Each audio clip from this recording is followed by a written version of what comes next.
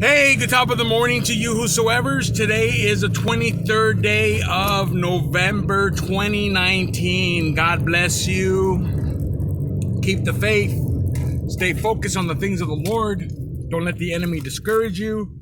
Today's morning message is entitled No Visible Means.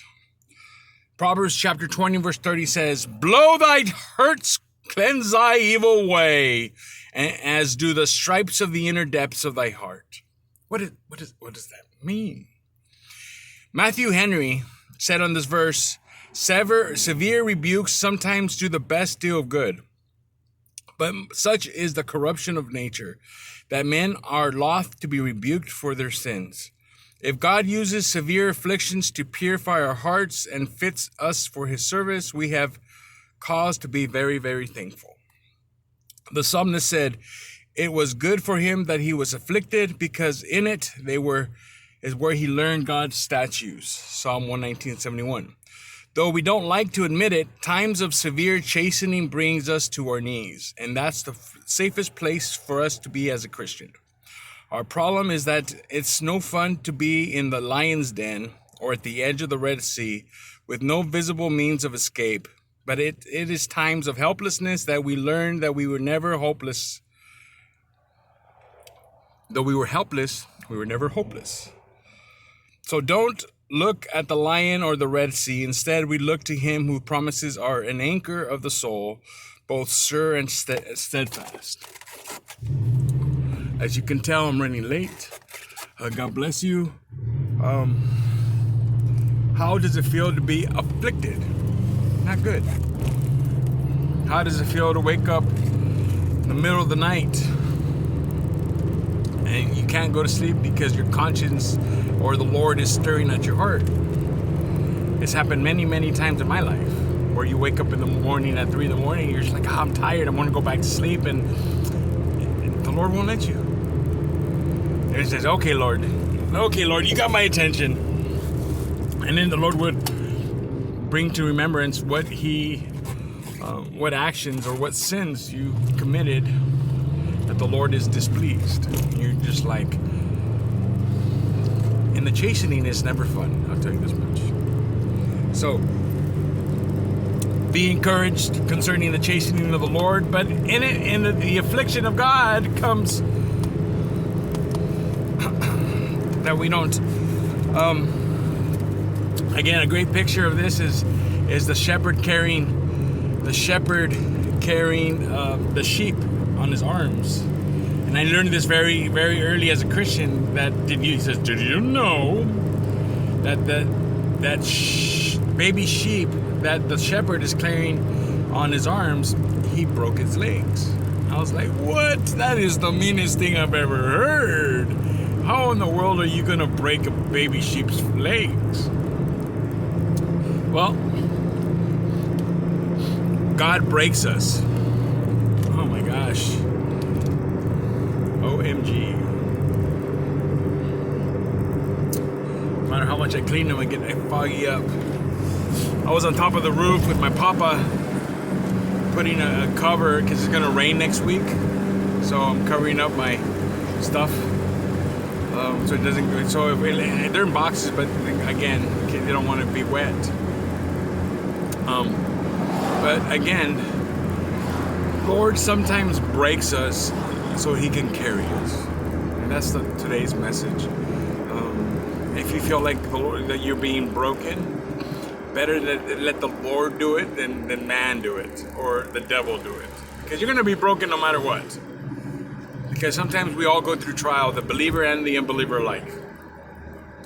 But if we allow God's trial to draw us closer to the Lord and to encourage us in our walk, so be it, right? You know, I'm going through a trial right now, and I don't like to tell anybody about it, but I'm going through one. And, you know, all I can do is fast and pray and ask the Lord to not get my heart bitter and angry. And, you know, the only person I can really vent to is my mama. You know, she hears me. I mean, I do it to Carissa a little bit, but not as much as my mama. And my mama says, "Don't worry about it, mijo. Don't worry about it, mijo. God has a plan in it. And that's what you always need to hear. That is the best encouragement that anybody could ever give a person, that no matter what you're going through, God knows what you're going through, and God will work it out for good. And you have to trust Him in it, not the circumstances. And you could get bitter and angry and say, it's off with his head. But you don't need to do that. You can just trust the Lord. The chastening of the Lord. Again, the chastening of the Lord brings us to the Lord. I mean, that's the truth. Truth of being chastened is that it draws us to the Lord. And again, Proverbs 20, verse 30 says, "Blows that hurt cleanse away evil, as do stripes in the inner depths of the heart." Let me say it again. Blows that hurt cleanse evil. So again, the chastening of the Lord, I believe it happens both when you're being evil, and both also when you're going through circumstances where it hurts. Allow the Lord to comfort you in both ends. Maybe to read this again. Matthew Henry said in this verse, "Severe rebukes sometimes do a great deal of good, but such of the corruption of our nature is corrected." If you're heading down the wrong direction, God is going to rebuke you and says, "Hey, I told you that guy is not good for you. I told you that girl is not good for you. I told you to stay away from those people. I told you not to use drugs again. I told you not to sleep around with that person. I told you don't get into that relationship," and you don't listen. Well,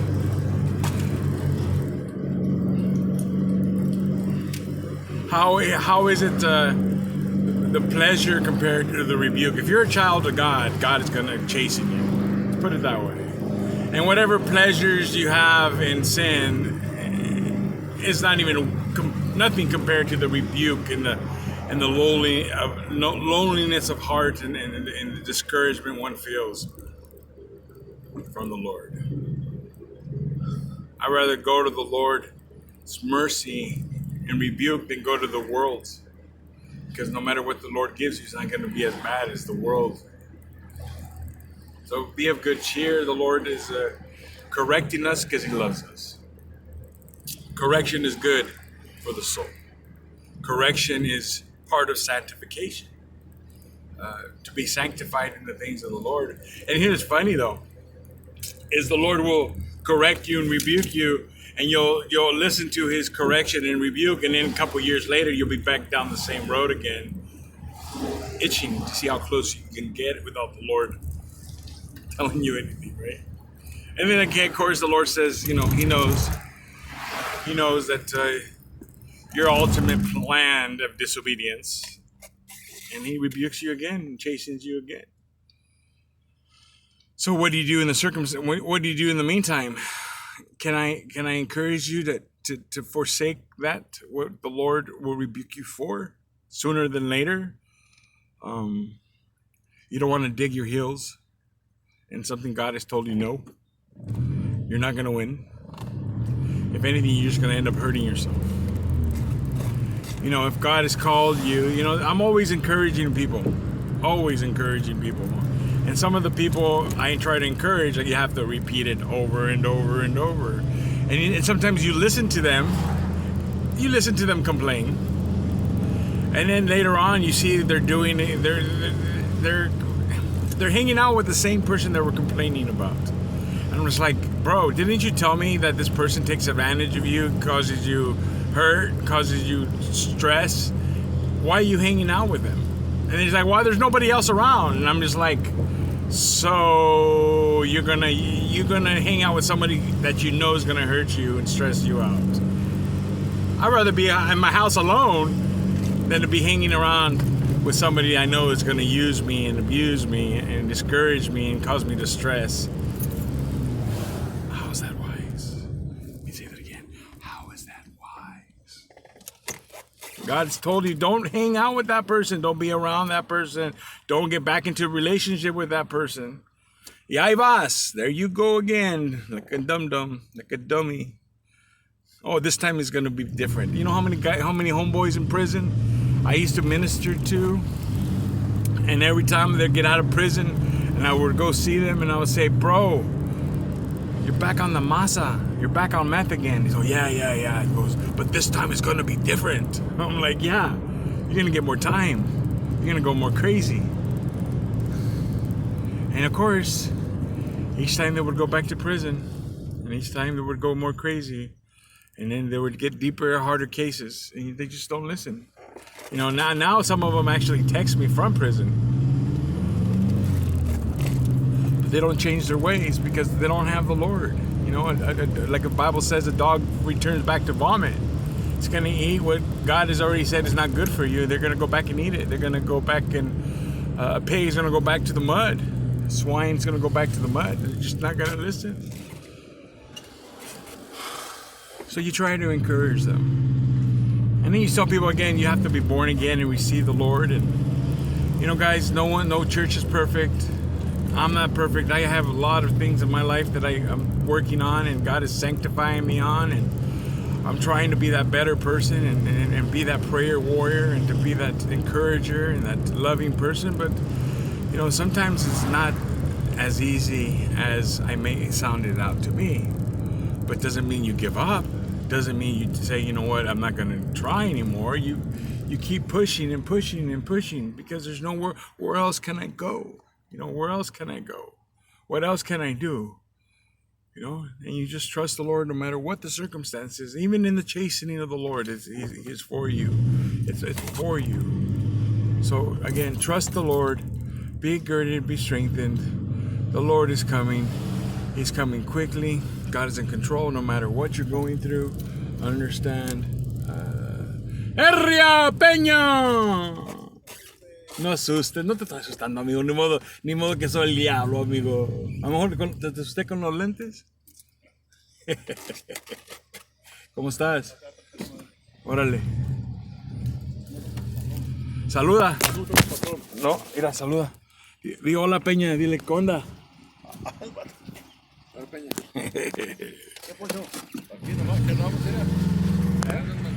So may the Lord bless you, be girded, be strengthened. The Lord is coming.